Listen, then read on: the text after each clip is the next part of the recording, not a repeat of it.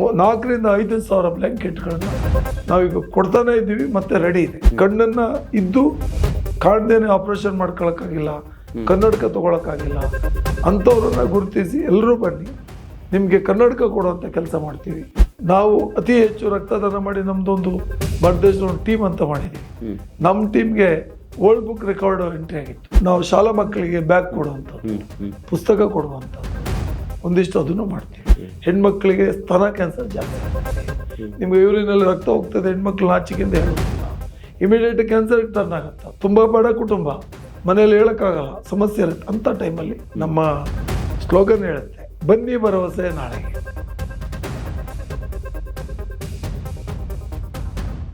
ಪ್ರಿಯ ವೀಕ್ಷಕರೇ ನಮಸ್ಕಾರ. ಕಾರ್ಯಕ್ರಮವನ್ನು ನೋಡಿ ಸುಮ್ಮನಾಗಬೇಡಿ, ನಮ್ಮ ವಾಹಿನಿಯನ್ನ ಸಬ್ಸ್ಕ್ರೈಬ್ ಮಾಡ್ಕೊಳ್ಳಿ.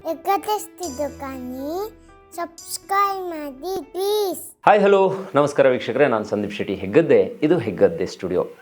ವೀಕ್ಷಕರೇ, ಇವತ್ತಿನ ಪಾಡ್ಕಾಸ್ಟ್ ಕಾರ್ಯಕ್ರಮ ಇದೆಯಲ್ಲ, ಇದೊಂಥರ ಸ್ಪೆಷಲ್ ಕಾರ್ಯಕ್ರಮ. ಇದು ನಿಮಗೆ ನಾನು ಸುಮಾರು ಬಗೆಯಲ್ಲಿ ಸುಮಾರು ಜನ ಮೇರು ಕಲಾವಿದರನ್ನು ಇರ್ಬೋದು, ಅಥವಾ ಸಮಾಜದಲ್ಲಿ ಸೇವಾ ಮನೋಭಾವನೆಯನ್ನು ಇಟ್ಕೊಂಡಿರುವಂತಹ ಅನೇಕ ವ್ಯಕ್ತಿಗಳನ್ನಿರ್ಬೋದು, ಎಲ್ಲ ಕಡೆಯಲ್ಲೂ ಪರಿಚಯ ಮಾಡಿಸುವಂಥ ಕೆಲಸವನ್ನು ಮಾಡಿದ್ದೆ. ನೋಡಿ, ಒಂದು ಮಾತಿದೆ, ಫಲದ ನಂಟು ತೊರೆದು ಭಗವಂತನ ಪೂಜೆ ಎಂದು ಉಪಕಾರ ಮಾಡು, ಅದು ನಿನಗೆ ಒಳ್ಳೆಯ ಕರ್ಮವನ್ನು ಕೊಡುತ್ತೆ. ಈ ಥರ ಸಮಾಜದಲ್ಲಿ ಸುಮಾರು ಜನಗಳಿದ್ದಾರೆ. ಅಂಥದ್ರಲ್ಲಿ ನಾನು ನೋಡಿರೋದು ಒಬ್ಬರು ವಿಶೇಷ ವ್ಯಕ್ತಿಯನ್ನು. ಸೊ ಹಾಗಾಗಿ ಅವ್ರ ಹತ್ರ ರಿಕ್ವೆಸ್ಟ್ ಮಾಡಿಕೊಂಡೆ, ಸರ್ ನೀವು ಒಂದು ಸಲ ನಮ್ಮ ಸ್ಟುಡಿಯೋಗೆ ಬರಬೇಕು, ನಮ್ಮ ಕಾರ್ಯಕ್ರಮದಲ್ಲಿ ನಿಮ್ಮನ್ನು ಮಾತಾಡಿಸ್ಬೇಕು. ನಿಮ್ಮ ಒಂದು ಹಾದಿ ಇದೆಯಲ್ಲ, ನೀವು ನಡೆದು ಬಂದ ದಾರಿ ಇದೆಯಲ್ಲ, ಇದನ್ನು ನಮ್ಮ ಜನತೆಗೆ ತೋರಿಸಿದಾಗ ಎಲ್ಲೋ ಒಂದು ಕಡೆ ಸ್ಫೂರ್ತಿ ಆಗಬಹುದೇನೋ ಅಂತ ನಾನು ಅಂದ್ಕೊಂಡಿದ್ದೀನಿ ಸರ್ ಅಂತ ಹೇಳಿದೆ. ಹಾಗಾಗಿ ಅವರು ತಡ ಮಾಡದೆ ಖಂಡಿತವಾಗಿ ನಾವು ಬರ್ತೀನಿ ಅಂತ ಹೇಳಿದ್ರು. ನೋಡಿ, ಪ್ರತಿ ವರ್ಷ ಎಷ್ಟೋ ಮಕ್ಕಳಿಗೆ ಇವರು ಉಚಿತವಾದ ಬ್ಯಾಗ್ ಕೊಡೋದಿರ್ಬೋದು, ಅಥವಾ ಈ ರೋಡ್ ಸೈಡ್ ಮಲಗುವವರಿಗೆ ಕೆಲವೊಂದು ಬಟ್ಟೆಗಳನ್ನು ಕೊಡೋದಿರ್ಬೋದು, ಅಥವಾ ಸುಮಾರು ಜನರಿಗೆ ವೈದ್ಯಕೀಯ ತಪಾಸಣೆ ಮಾಡೋದಕ್ಕೆ ಹಣ ಇರೋದಿಲ್ಲಲ್ಲ, ಅಂಥ ಹಣವನ್ನು ಕೊಡೋದಿರ್ಬೋದು. ಒಂದು ಅರ್ಹ ಫಲಾನುಭವಿಗಳಿಗೆ ಏನು ತಲುಪಬೇಕು ಅದೆಲ್ಲವನ್ನು ತಲುಪಿಸುವಂಥ ಕೆಲಸವನ್ನು ನಮ್ಮ ಇವರು, ಈಗ ನಾನು ಇಂಟ್ರೊಡ್ಯೂಸ್ ಮಾಡ್ತಾ ಇದ್ದೀನಲ್ಲ, ಇವರು ಮಾಡ್ತಾ ಇದ್ದಾರೆ. ಇವರು ಬೇರೆ ಯಾರೂ ಅಲ್ಲ, ಮಂದರ್ತಿಯ MB ಉಮೇಶ್ ಶೆಟ್ಟಿ ಅಂತ ಹೇಳಿ. ಸೊ ಉಮೇಶ್ ಅಣ್ಣ ಮಂದರ್ತಿ ಅಂತ ಹೇಳಿದ್ರೆ ಸುಮಾರು ಜನರಿಗೆ ಎಕ್ಸಾಕ್ಟ್ಲಿ ಇವರೇ ಅನ್ನೋದು ಗೊತ್ತಾಗುತ್ತೆ. ಸುಮಾರು ಸಮಾಜಮುಖಿ ಕಾರ್ಯಕ್ರಮಗಳಲ್ಲಿ ಇವರು ಭಾಗಿಯಾಗ್ತಾ ಇರ್ತಾರೆ. ಬನ್ನಿ, ಇವರ ಒಂದು ಹಾದಿಯನ್ನು ನಾವು ರೀಕಾಲ್ ಮಾಡ್ಕೊಂಡು ಬರೋಣ. ಇವತ್ತು ನನ್ನ ಕಾರ್ಯಕ್ರಮದಲ್ಲಿ ಜಾಯ್ನ್ ಆಗಿದ್ದಾರೆ. ನಿಮ್ಮೆಲ್ಲರ ಪರವಾಗಿ ಅವ್ರನ್ನ ಇವತ್ತಿನ ಕಾರ್ಯಕ್ರಮಕ್ಕೆ ಆತ್ಮೀಯ ಸ್ವಾಗತವನ್ನು ಕೋರ್ತಾ ಇದ್ದೀನಿ. ಉಮೇಶ್ ಅಣ್ಣ, ಕಾರ್ಯಕ್ರಮಕ್ಕೆ ಸ್ವಾಗತ. ನಾನು ನಿಮ್ಮನ್ನು ಉಮೇಶ್ ಅಣ್ಣ ಅಂತಲೇ ಕರೆಯೋದು, ಯಾಕಂದರೆ ನಾನು ಕಳೆದ 10-15 ವರ್ಷದಿಂದ ನಿಮ್ಮ ಕೆಲಸ ಕಾರ್ಯಗಳನ್ನು ನೋಡಿದ್ದೆ. ರಾಜಾಜಿನಗರದಲ್ಲಿ ನಿಮ್ಮ ಕಚೇರಿ ಇದೆ. ಯಾವುದೇ ಕಾರ್ಯಕ್ರಮ ಇರಲಿ, ಅಥವಾ ಯಾವುದೇ ಒಂದು ಸೇವಾ ಮನೋಭಾವನೆ ಇಟ್ಕೊಂಡಿರುವಂಥ ಕಾರ್ಯಕ್ರಮ ಇರಲಿ, ಅಲ್ಲಿ ರಕ್ತದಾನ ಆಗಿರ್ಬೋದು, ಅಥವಾ ನಾವು ಹೇಳ್ತೀವಿ ಒಂದು ಅನ್ನ ಸಂತರ್ಪಣೆ ಇದ್ದರೂ ಅಲ್ಲಿ ಉಮೇಶ್ ಅಣ್ಣ ಇರಬೇಕು ಮಾರ್ರೆ ಅಂತ. ಸೊ ಇವರು ಪ್ರತಿ ವರ್ಷ ಸೇವಾ ಸಂಕಲ್ಪ ಅನ್ನುವಂಥ ಒಂದು ಯೋಜನೆ ಅಡಿ, ನಿಮ್ಮ ಅಭಯ ಸೇವಾ ಫೌಂಡೇಶನ್ ಅಡಿ ಸಾವಿರಾರು ಜನರಿಗೆ ಅನ್ನದಾನ, ರಕ್ತದಾನ ಅಥವಾ ವೈದ್ಯಕೀಯ ತಪಾಸಣೆ, ನಾನು ಆಗಲೇ ಹೇಳಿದೆ ಹೊದಿಕೆಗಳನ್ನು ಕೊಡೋದಿರ್ಬೋದು, ಇನ್ನೂ ಅನೇಕ ಮಹತ್ವಾಕಾಂಕ್ಷಿ ಯೋಜನೆಗಳನ್ನು ಇಟ್ಕೊಂಡು ಕೆಲಸವನ್ನು ಮಾಡ್ತಾ ಇದ್ದೀರಾ. ಸೊ ಈ ಉಮೇಶ್ ಅಣ್ಣ ಯಾರು ಅನ್ನೋದು ನಮ್ಮ ಜನತೆಗೆ ಗೊತ್ತಾಗಬೇಕು ಅಂತ, ನಮ್ಮ ವಾಹಿನಿ ಮುಖಾಂತರ ಇಡೀ ದೇಶವ್ಯಾಪಿ ವಿಶ್ವವ್ಯಾಪಿ ಇದು ಗೊತ್ತಾಗಬೇಕು ಅಂತ ನಾನು ಅಂದ್ಕೊತೀನಿ. ಉಮೇಶ್ ಅಣ್ಣ ಹೆಂಗೆ ಬಂದಿದ್ದು, ಹೆಂಗಿತ್ತು ಇವ್ರ ಜೀವನ, ಹೆಂಗಿತ್ತು ಅಂತ? ನಮಸ್ಕಾರ ಎಲ್ರಿಗೂ. ಭಾಳ ಖುಷಿ ಆಯಿತು ಇವತ್ತು ಹೆಗ್ಗದ್ದೆ ಸ್ಟುಡಿಯೋ ಬಂದು. ನಾನು ತುಂಬ ವರ್ಷಗಳಿಂದ ನಿಮ್ಮನ್ನು ಭಾಳ ಹತ್ತಿರದಿಂದ ನನ್ನ ಜೊತೆಯಲ್ಲಿ, ನನ್ನ ಸ್ನೇಹಿತರ ಬಳಗದ ಜೊತೆಯಲ್ಲಿ ನೀವಿದ್ದೀರಿ. ಹೌದು. ನೀವೊಂದಿಷ್ಟು ನಾನು ನೋಡ್ತಾ ಇದ್ದಾಗಲೇ ಅನೇಕ ಹಿರಿಯರನ್ನ ಗುರುತಿಸಿ, ಸಮಾಜಮುಖಿ ಕೆಲಸಗಳನ್ನ ಮಾಡಿದವ್ರನ್ನ ಗುರುತಿಸಿ ಒಂದಿಷ್ಟು ಅವರಿಗೆ ಪ್ರೋತ್ಸಾಹಿಸುವ ಕೆಲಸ ಮಾಡ್ತಾ ಇದ್ರಿ. ನಮ್ದು ಹತ್ತಿರದಲ್ಲೇ ಸೇವಾ ಸಂಕಲ್ಪ ಕಾರ್ಯಕ್ರಮ ತಯಾರಿಯಲ್ಲಿ ನಾವು ಇದ್ದೀವಿ. ಡಿಸೆಂಬರ್ 19, 20, 21 ಈಗಾಗಲೇ ವಿಜಯನಗರದಲ್ಲಿ ನಾವು ಚಾಲನೆ ಕೊಟ್ವಿ. 8ನೇ ತಾರೀಕು ನವೆಂಬರಲ್ಲಿ ಒಂದಿಷ್ಟು ಸಾಮಾಜಿಕ ಕಾರ್ಯಕ್ರಮಗಳ ಜೊತೆಲಿ ಇಟ್ಕೊಂಡು ಆ ದಿವಸ ಚಾಲನೆ ಕೊಟ್ಟು ತುಂಬ ಹಿರಿಯರೆಲ್ಲ ಬಂದು ಆ ದಿವಸ ನಮಗೆ ಹಾರೈಸೋದ್ರು. ನಾವು ಈಗ ಉಮೇಶ್ ಅಣ್ಣನಿಗೆ ಬದುಕಬೇಕು ಅನ್ನೋದಾಗಿದ್ರೆ, ಅಥವಾ ಏನೋ ಇದು ಮಾಡಬೇಕು ಅಂದ್ರೆ ಬೇರೆ ಏನೋ ಮಾಡ್ಬೋದಿತ್ತು, ಅಥವಾ ಇವರು ಪ್ರತಿ ವರ್ಷ ಆ ಕಾರ್ಯಕ್ರಮಕ್ಕೆ ಮಾಡುವಂಥ ಖರ್ಚನ್ನು ಬೇರೆ ಯಾವುದಕ್ಕೂ ವ್ಯಯಿಸಿದ್ರೆ ಉಮೇಶ್ ಅಣ್ಣ ಇವತ್ತು ಸಿಕ್ಕಾಪಟ್ಟೆ ಶ್ರೀಮಂತರಾಗಿರ್ಬೋದಿತ್ತು ಅಂತ ನನಗನ್ಸುತ್ತೆ. ಯಾಕೆ ಈ ಮನೋಭಾವ ಬಂತು, ಯಾಕೆ ಈ ಥರದ್ದೇ ಕೆಲಸ ಮಾಡಬೇಕು ಅಂತ ನಿಮಗೆ ಬಂತು? ಯಾಕಂದ್ರೆ ನಿಮ್ಮ ಹುಟ್ಟು ಶ್ರೀಮಂತಿಕೆಯಲ್ಲಿ ಇರಲಿಲ್ಲ ಅನ್ನೋದು ನಂಗೆ ಗೊತ್ತು. ಸೊ ಹೆಂಗೆ ಮಂದರ್ತಿಯಿಂದ ಬೆಂಗಳೂರಿಗೆ ಬಂದಿದ್ದು ನೀವು? ನಾನು ಬಹಳ ಕಷ್ಟದ ದಿನಗಳನ್ನು ನೋಡಿದ್ದೀನಿ ಹಿಂದೆ, ತುಂಬ ಕಷ್ಟದ ದಿನಗಳನ್ನು ನೋಡಿದ್ರಿಂದ ಮತ್ತೆ ನಮ್ಮ ತಂದೆ ತಾಯಿ ರೈತ ಕುಟುಂಬದವರು. ಇವತ್ತು ಪಿತ್ರಾರ್ಜಿತವಾಗಿ ತುಂಬ ಆಸ್ತಿ ನಮಗಿತ್ತು, ಇಲ್ಲ ಅಂತೇನಿಲ್ಲ, ಇತ್ತು. ರೈತರಿಗೆ ಗೊತ್ತು ಹಿಂದೆ ಅದು ಕರಾವಳಿ ಭಾಗದ ರೈತರುಗಳು ಭತ್ತ ಬೆಳೀತಾರೆ, ಒಂದಿಷ್ಟು ತಿನ್ನಲಿಕ್ಕೆ ತೆಂಗು ಅಡಿಕೆಗಳಿರ್ತವೆ. ಬಟ್ ಅದರಲ್ಲಿ ಏನು ಪ್ರಾಫಿಟ್ ಅನ್ನೋದಿರಲಿಲ್ಲ, ದುಡಿಬೇಕು ತಿನ್ನಬೇಕು ಅಂತ ಜೀವನದ ಕಾಲ. ಬಾಲ್ಯದಲ್ಲಿ ಏನು ಹೈಸ್ಕೂಲನ್ನು ಮುಗಿಸಿದ ಮೇಲೆ ಬೆಂಗಳೂರು ಕಡೆ ಬಂದೆ, ಒಂದಿಷ್ಟು ಬೇರೆ ಬೇರೆ ರಾಜ್ಯಗಳಿಗೂ ಹೋಗಿ ಬಂದೆ. ನಾವು ಸ್ವಲ್ಪ ಸಮಯ ಇದ್ದೆ ಅಷ್ಟೇ. ಅಂದ್ರೆ ನೀವು ಎಷ್ಟು ಜನ ಮಕ್ಕಳು? ನಾವು 4 ಜನ ಮಕ್ಕಳು ನಮ್ಮ ತಂದೆಗೆ. ಅದರಲ್ಲಿ ನಮ್ಮ ಅಣ್ಣಂದ್ರಿಬ್ರು, ಒಬ್ರು ಅಕ್ಕ. Okay okay. ನೀವು ಕಿರಿಯವರ? ನಾನೇ ಕಿರಿಯವನು. ಓಕೆ. ನನ್ನ ಅಮ್ಮ ನನ್ನ ಬಹಳ ಮುದ್ದಾಗಿ ಸಾಕಿದ್ರು. ನಾವು ಬಾಲ್ಯದಲ್ಲಿ ಬಹಳ ಚುರುಕು ನಾನು. ಆ ಚಿಕ್ಕ ವಯಸ್ಸಲ್ಲ ನಾನು ಸಾಮಾಜಿಕ ಚಟುವಟಿಕೆಗಳಲ್ಲಿ ಅಲ್ಲಿ ನಡೆಯುವಂಥ ಒಂದು ಸೇವೆಗಳಿರ್ಬೋದು, ಉತ್ಸವಗಳಿರ್ಬೋದು, ಹಾಗೂ ಈ ಕಾರ್ಯಕ್ರಮಗಳು, ಯುವಕ ಮಂಡಳ ಇರ್ಬೋದು, ಧಾರ್ಮಿಕ ಕ್ಷೇತ್ರಗಳಲ್ಲಿ ಹೋಗಿ ನಾನು ಭಾಗವಹಿಸ್ತಿದ್ದೆ. ನಾನು ಹಿರಿಯರನ್ನ ಅವಾಗಲೂ ನಾನು ಚಿಕ್ಕವನಿದ್ದಾಗಲೂ ಒಂಥರ ಈ ಲೀಡರ್ಗಳನ್ನ ಜಾಸ್ತಿ ಫಾಲೋ ಮಾಡೋದು, ಅವ್ರನ್ನ ನೋಡೋದು, ಅವ್ರು ಹೆಂಗೆ ಈ ಥರ ಇದ್ದಾರೆ, ಇವರಿಷ್ಟು ಕೆಲಸ ಮಾಡ್ತಾ ಇದ್ದಾರೆ, ನಾನೇನು ಮಾಡಿಲ್ಲ, ನಾವು ಹೆಂಗೆ ಹೋಗಬೇಕು ಅಂತ.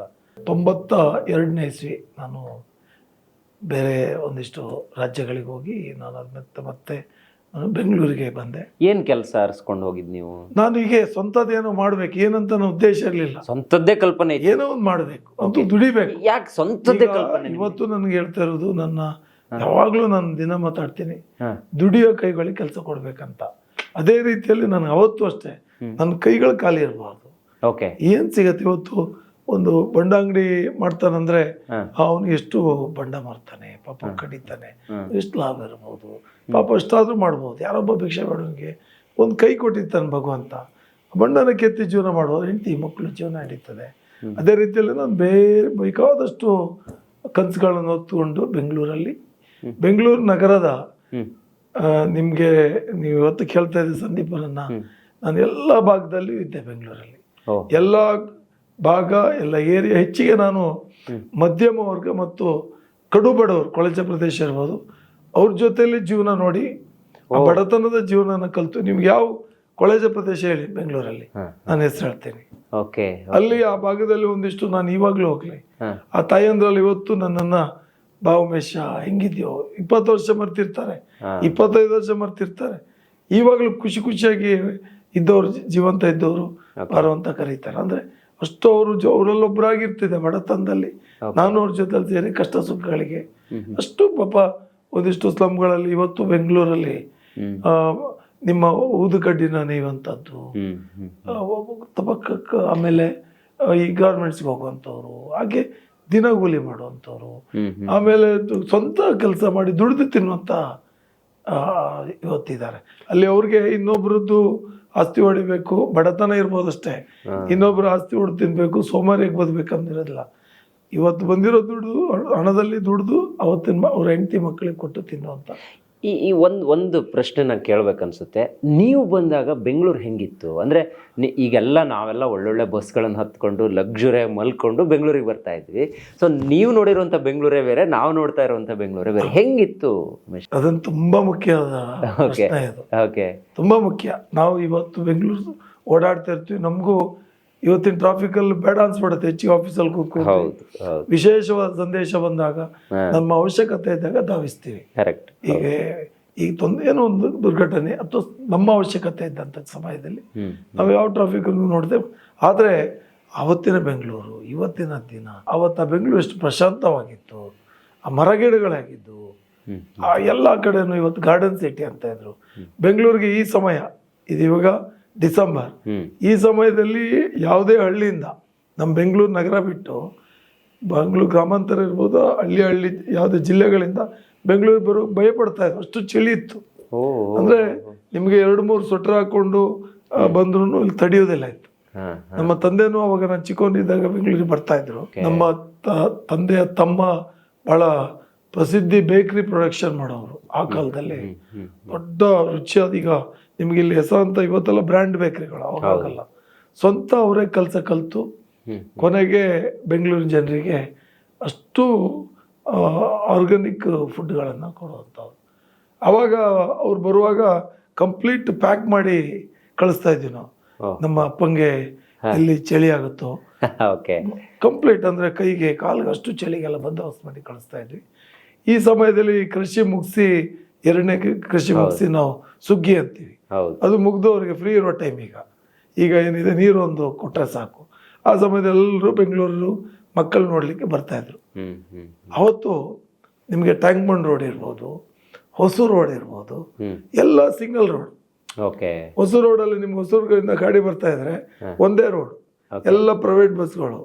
ಆ ಬಸ್ಗಳಲ್ಲಿ ಜನ ನೇತಾಡ್ಕೊಂಡು ಬರೋದು, ಅದು ನೋಡೋ ಸಂತೋಷನೇ ಬೇರೆ. 92 ಅಲ್ಲ, 92, 95 ಹಾಗೆ.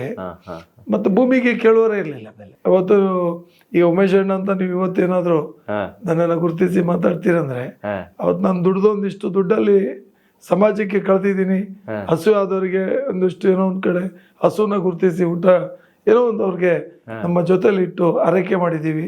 ಒಂದಿಷ್ಟು ಪರ ಊರಿಂದ ಬಂದವ್ರನ್ನ ಜೊತೆಲಿ ಇಟ್ಕೊಂಡು ಆರೈಕೆ ಕಳಿಸಿದ್ವಿ. ಅಂದರೆ ಅವತ್ತು ನಾವು ಒಂದಿಷ್ಟು 10,000 ಅವತ್ತಿನ ದಿನ ಕಳೆದೀವಿ. ಅಂದರೆ ಕೆಲವೊಂದ್ರಲ್ಲಿ 3 ಲಕ್ಷ ರೂಪಾಯಿ ಸೈಟ್ ಸಿಗೋದು, ತುಂಬ ಒಳ್ಳೆ ಲೇಔಟಲ್ಲಿ 10 ಲಕ್ಷ ರೂಪಾಯಿ ಸೈಟ್ ಸಿಗೋದು.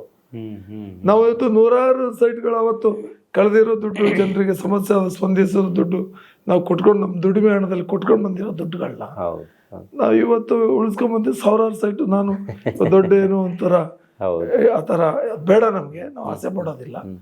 ಬಟ್ ವಿಚಾರಗಳು ನೋಡಿದಾಗ, ಕೆಲವು ಇವತ್ತಿನ ರಿಯಲ್ ಎಸ್ಟೇಟ್ ಉದ್ಯಮಗಳು ನೋಡಿದಾಗ, ಒಂದಿಷ್ಟು ಕಾಂಟ್ರಾಕ್ಟ್ಗಳು ಇವತ್ತು ರಾಜಕೀಯ ಬರೋದು ನೋಡ್ತಾ ಇದ್ರೆ, ಒಂದಿಷ್ಟು ಬೇರೆ ಬೇರೆ ಮಾಫಿಯಾದಲ್ಲಿ ಇರೋರು ರಾಜಕೀಯ ಬರ್ತಾ ಇರೋದು ನೋಡ್ತಾ ಇದ್ರೆ, ಇವತ್ತು ಸಜ್ಜನರು ಪಾಪ ದಾನ ಧರ್ಮ ಅನ್ನದಾನ ಸಂತರ್ಪಣೆಗಳನ್ನ ಅವ್ರ ಮನೇಲಿ ದಿನ ಪೂರ್ತಿ ಅವ್ರ ಕುಟುಂಬ ಕೊಟ್ಟಂಥ ಕುಟುಂಬ ಇವತ್ತು ಬಡವ್ರನ್ನ, ಊರವ್ರನ್ನ, ಹಳ್ಳಿಯವ್ರನ್ನ ನೋಡ್ಕೊಂಡು ಬಂದಂಥ ಕುಟುಂಬ ಯಾವುದೇ ಕಾರಣಕ್ಕೂ ಇವತ್ತು ರಾಜಕೀಯ ಬರೋದು ಕಷ್ಟ ಅನ್ಸುತ್ತೆ. ಯಾಕಂದ್ರೆ ಅವರೆಲ್ಲ ಅವತ್ತಿಂದ ಕಳ್ಕೊಂಡೇ ಬಂದಿರ್ತಾರೆ.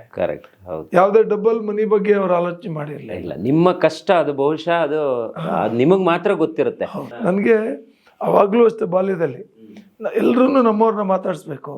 ಅವ್ರು ಹೆಂಗೆ ದುಡಿತಾರೆ, ಅವರು ಹೆಂಗೆ ಅವ್ರು ಕಷ್ಟಪಡ್ತಾ ಇದ್ದಾರೆ, ಹಾಗೆ ಅವ್ರು ಎಷ್ಟು ಮಟ್ಟಿಗೆ ನಮ್ಮವ್ರನ್ನ ಪ್ರೀತಿಯಿಂದ ಕರೆದು ಒಂದು ತಿಂಡಿನೋ ಊಟನೋ ಮನೆಯಲ್ಲಿ, ಅವಾಗೆಲ್ಲ ಊಟದ ಕಷ್ಟಪಟ್ಟರೆ ಬೇರೇನು ಯಾವುದು ಬೇಡ ಯಾರಿಗೂ. ಎಲ್ಲ ಆ ದಿವಸದ ಊಟ ಸಿಕ್ಕರೆ ಸಾಕು. ಇವತ್ತು ಹೋಟೆಲ್ ಕಾರ್ಮಿಕರು ಅಷ್ಟೇ, ಊಟಕ್ಕೋಸ್ಕರ ಕಾರ್ಮಿಕರಾಗಿ ಬರ್ತಾ ಇದ್ರು. ಅವರಿಗೆ ಸಂಬಳ ಮುಖ್ಯವೇ ಆಗಿರಲಿಲ್ಲ. ಅಂಥದ್ದು ಇದಾಗಿರುವಂಥ ಕಾಲ ಅದು. ಅವಾಗ ನಾನು ಒಂದು ಸೈಕಲ್ ತಗೊಂಡಿದ್ದೆ. ಹೌದು, ಒಂದು ಯಾವುದು ನಿಮ್ಮ ಅದು ಹರ್ಕ್ಲೆಸ್ ಅಲ್ಲ, ಅದು ದೊಡ್ಡ ಸೈಕಲ್, ಅದು ಪೆಟ್ಲಲ್ಲಿ ಹೊಡಿಯೋದು. ಒಂದು ಸೈಕಲ್ ಹಿಂಗೆ ಬಾಲ್ಯದಲ್ಲಿ ಹಿಂಗೆ ಒಂದು ಅಂಗಡಿಯಲ್ಲಿ ತಗೊಂಡೆ, ಜಯನಗರದಲ್ಲಿ.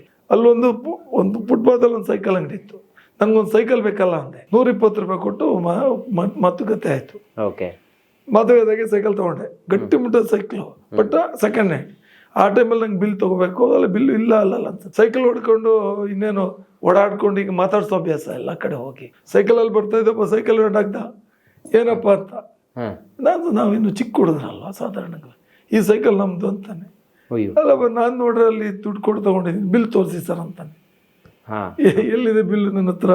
ಸೈಕಲ್ ಫೋನಲ್ಲಿ ಮೊಬೈಲ್ ಇಲ್ಲ, ಅವಾಗ ಪೇಜರು ಬಂದಿಲ್ಲ ಇನ್ನು. ಈಗ ಅವ್ರಿಗೆ ಕಾಂಟ್ಯಾಕ್ಟ್ ಮಾಡೋದು ಹೇಗೆ? ಆಗೋದೇ ಇಲ್ಲ. ನಾವು ಮತ್ತೆ ಅವ್ರ ಹತ್ರ ಘರ್ಷಣೆಗಳಿರ್ಬೇಕು. ಸರಿ ಅಂತೇಳಿ ಬಿಲ್ ಇಲ್ಲ. ನಾವು ಆಮೇಲೆ ಒಂದು ಸೈಕಲ್ ಆಯ್ತು ಇಲ್ಲ ಇಟ್ಕೊ ಮತ್ತೆ ಮಾತಾಡ್ಸಿ ಅವ್ರು ಬರ್ತೀವಿ ಅಂದರೆ ಬೆಂಗಳೂರು ಹೇಗಿದೆ ಅಂದರೆ ಇದೊಂದು ಮಾಯಲೋಕ.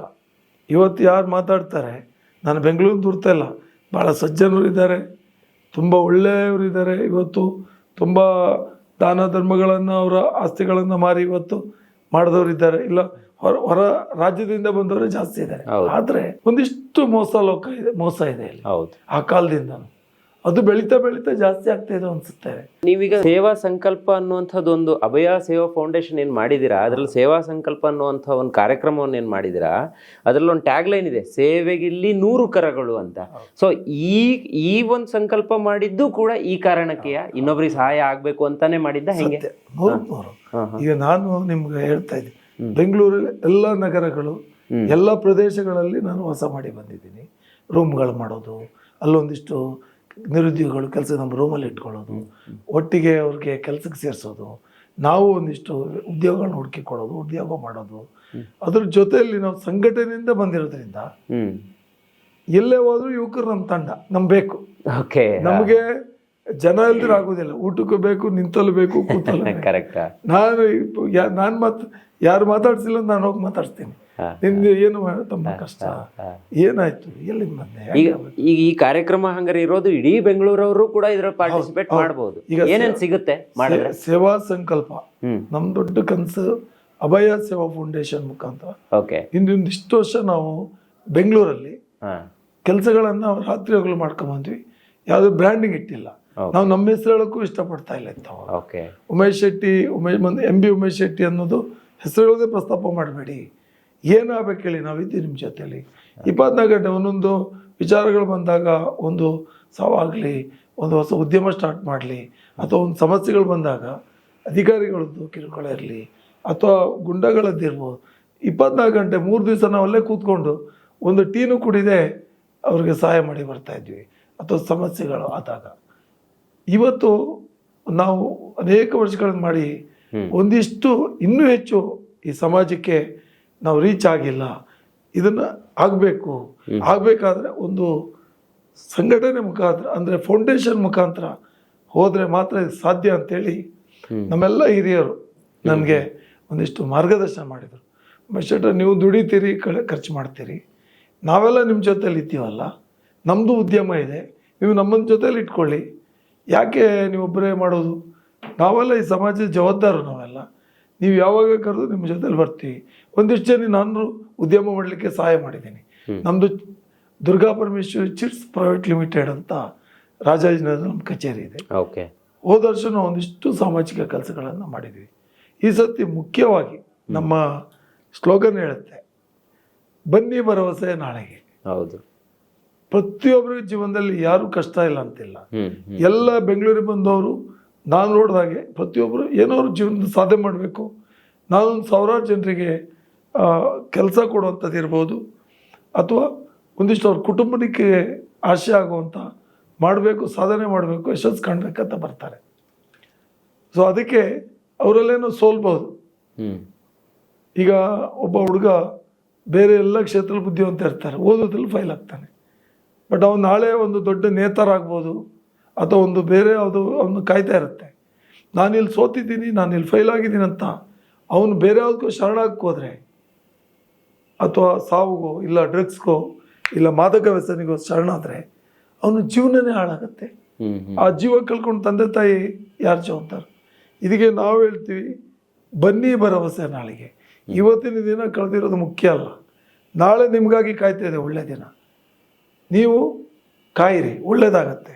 ನಮ್ಮ ಫೌಂಡೇಶನ್ ನಿಮ್ಮ ಜೊತೆಲಿದೆ. ನಾವು ಮುಖ್ಯವಾಗಿ ಅಶಕ್ತರನ್ನ ಗುರುತಿಸುವಂತ ಕೆಲಸ ಮಾಡ್ತಾ ಇದ್ದೀವಿ. ಅಂದ್ರೆ ಯಾವ ರೀತಿ ಅಶಕ್ತರು? ಅಂದ್ರೆ ನಿರಾಶ್ರಿತರು. ಈಗ ನಿಮ್ಗೆ ಇವತ್ತಿನ ಚಳಿ ಸಮಯ ಇದೆ, ಒಂದಿಷ್ಟು ಅಶಕ್ತರಿದ್ದಾರೆ, ಅವ್ರಿಗೆ ಇಮಿಡಿಯೇಟ್ ಆಗಿ ಹೊದಿಕೆ ಕೊಡಬೇಕು.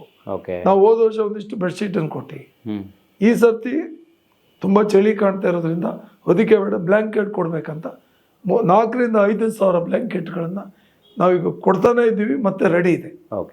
ಸೇವಾ ಸಂಕಲ್ಪ ಕಾರ್ಯಕ್ರಮ ಕೊಡ್ತಾ ಇದ್ವಿ. ಅದ್ರ ಜೊತೆಲಿ ಅಂಧ ಮುಕ್ತ ಆಂದೋಲನ ಮಾಡ್ತಾ ಇದ್ವಿ. ಯಾರು ದೃಷ್ಟಿಹೀನರಾಗಿ, ಅಂದ್ರೆ ಕಣ್ಣನ್ನ ಇದ್ದು ಕಾಣ್ದೇನೆ ಆಪರೇಷನ್ ಮಾಡ್ಕೊಳಕ್ಕಾಗಿಲ್ಲ, ಕನ್ನಡಕ ತಗೊಳಕ್ಕಾಗಿಲ್ಲ ಅಂಥವ್ರನ್ನ ಗುರುತಿಸಿ ಎಲ್ಲರೂ ಬನ್ನಿ, ನಿಮ್ಗೆ ಕನ್ನಡಕ ಕೊಡುವಂತ ಕೆಲಸ ಮಾಡ್ತೀವಿ. ಅದರಲ್ಲೂ ರಾಜಾಜಿನಗರ ಭಾಗದಲ್ಲಿ ಮುಖ್ಯವಾಗಿ ನಾವು ಆಂದೋಲನ ಮಾಡ್ತಾ ಇದ್ದೀವಿ. ನೀವು ನಮ್ಮ ಕಡೆಯಿಂದ ಕಣ್ಣಿನ ಪರೀಕ್ಷೆ ಮಾಡಿ ನಿಮಗೆ ದೃಷ್ಟಿ ಕನ್ನಡಕವನ್ನು ಕೊಡ್ತೀವಿ. ನೀವು ಕನ್ನಡಕವನ್ನು ಉಪಯೋಗಿಸೋ ಮುಖಾಂತರ ಇನ್ನಿಷ್ಟು ಕೆಲಸಗಳನ್ನು ಮಾಡಿ ನಿಮ್ಮ ಕುಟುಂಬನ ನೋಡ್ಕೊಳ್ಳಿ. ಈ ದೇಶಕ್ಕೆ ನಿಮ್ಮ ದುಡಿಮೆ ನಮ್ಮ ದೇಶಕ್ಕೆ ಅವಶ್ಯಕತೆ ಇದೆ, ನಿಮ್ಮ ಶ್ರಮ ನಮ್ಮ ದೇಶಕ್ಕೆ ಅವಶ್ಯಕತೆ ಇದೆ. ಹೌದು, ಅದರಿಂದ ಕನ್ನಡಕ ಕೊಡುವಂಥದ್ದು.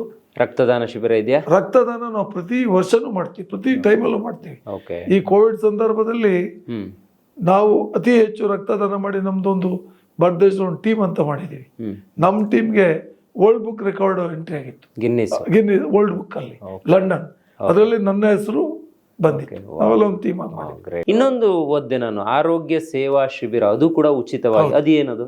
ಮುಖ್ಯವಾಗಿ ನಿಮ್ಗೆ ಏನಾಗ್ತದೆ, ಇವತ್ತು ಒಂದಿಷ್ಟು ಇನ್ಸೂರೆನ್ಸ್ ಅಥವಾ ಇದ್ದವರು ಈ ಬೆಂಗಳೂರು ವಾತಾವರಣ, ಬಿಸಿ ವಾತಾವರಣದಲ್ಲಿ ಬೆಳಿಗ್ಗೆ ಬಂದರೆ ರಾತ್ರಿ ಕೆಲಸ ಕುಟುಂಬ ಅವ್ರಿಗೆ ಅವರ ಆರೋಗ್ಯದ ಬಗ್ಗೆ ಗಮನನೇ ಇರಲ್ಲ, ದಿನಗಳು ಹೋಗಿದ್ದು ಗೊತ್ತೇ ಆಗಲ್ಲ.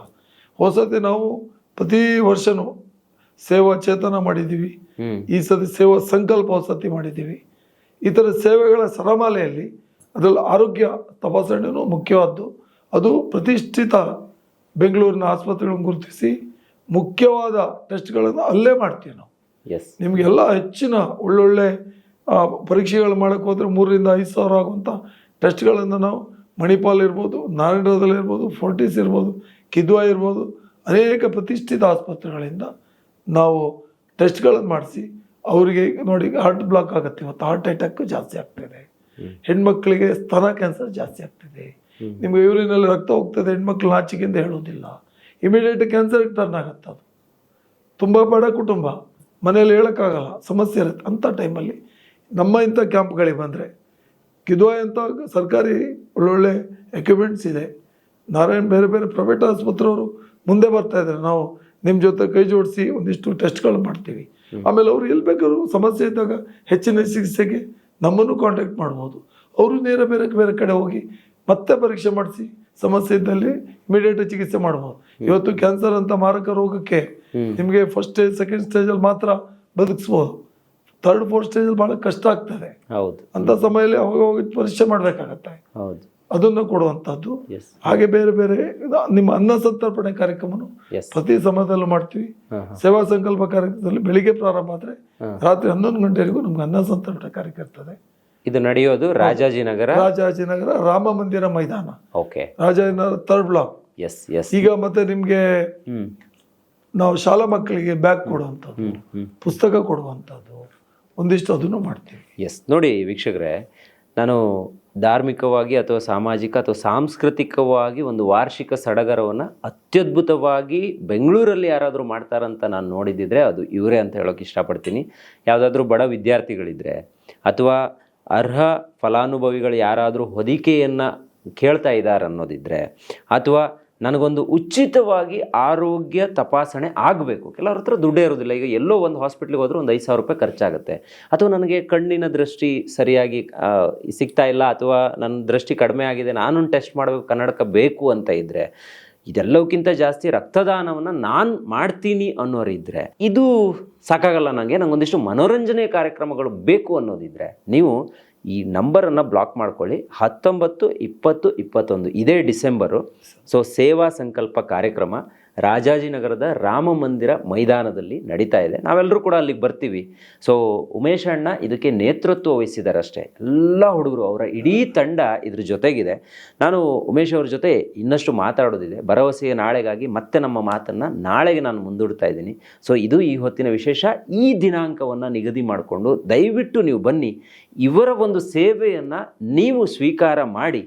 ಸೊ ಇನ್ನೂ ಒಂದಿಷ್ಟು ಜನರಿಗೆ ಈ ಕಾರ್ಯಕ್ರಮವನ್ನು ತಲುಪಿಸಿ ಅಂತ ಹೇಳೋಕೆ ಇಷ್ಟಪಡ್ತೀನಿ. ಅನೇಕರಿಗೆ ಸಹಾಯ ಆಗಲಿ, ಈ ಉಚಿತ ಶಿಬಿರಗಳು ಅನೇಕರಿಗೆ ತಲುಪಲಿ. ಸೊ ಒಂದಿಷ್ಟು ಜನರಿಗೆ ಭರವಸೆಯ ಬೆಳಕಾಗಲಿ ಅಂತ ಹೇಳ್ತಾ ಇವತ್ತಿನ ಕಾರ್ಯಕ್ರಮ ಮುಗಿಸ್ತಾ ಇದ್ದೀನಿ. Stay tune, Heggadde studio.